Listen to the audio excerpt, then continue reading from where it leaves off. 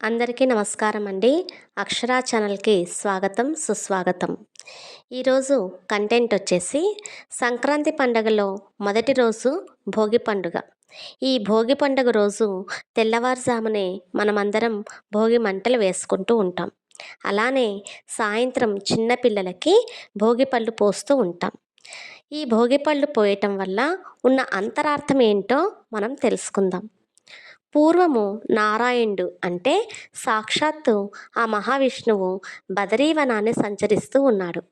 ఆ సమయంలో ఆ మహావిష్ణువుకు బాగా ఆకలి వేయటంతో ఆ బదరీవనంలో ఉన్న బదరీ వృక్షాలకు ఉన్నటువంటి బదరీ పళ్ళను అంటే రేగుపళ్ళను తిని తన ఆకలిని తీర్చుకున్నాడు.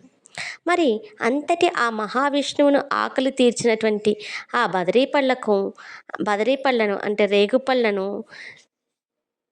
ఎంతో విశిష్టత అనేది ఉంది. అలానే సూర్యునికి ఇష్టమైన ఫలం బదరీ ఫలం. ఈ బదరీ ఫలాలు రంగు రూపులో కూడా సూర్యునిలాగే ఉండటం ఒక విశేషం. ఈ ఫలాలు ఈ ఫలాలను పిల్లల తలపైన పోయటం వల్ల పిల్లలపైన ఉన్నటువంటి చెడు దృష్టి అంటే నరదృష్టి తొలగిపోతుంది. పిల్లలు ఆయురారోగ్యాలతో ఆనందంగా సంతోషంగా ఉంటారు. అలానే రేగుపళ్ళు సీజనల్ ఫుడ్.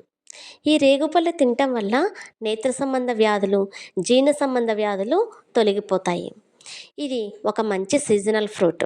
అలానే ఈ కాలంలో దొరికేటువంటి చెరుకు గడలు. ఇలా ప్రకృతిలో సహజంగా లభించేటువంటి చెరుకు గడలను తినటం వల్ల మన పళ్ళకు మంచి ఎక్సర్సైజ్. ఈ చెరుకు గడలు తినటం వల్ల మన పళ్ళు ఆరోగ్యంగా బలంగా మారతాయి.